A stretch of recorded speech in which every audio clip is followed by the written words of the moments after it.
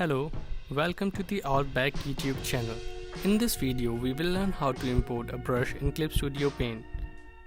For this example, I will import the inking brush version 2.0 from Clip Studio Paint. I made this brush for inking my comics and illustrations. I will put the download link to the brush in the description section of the video. Let's begin. Open Clip Studio Paint. In this case, we have already done it. We will need a placeholder in order to import the brush. So, we will use the pencil tool panel for this purpose. Minimize the Clip Studio Paint window. Go to the folder where the brush is located. Now, drag the brush into the pencil tool panel. The brush is successfully imported.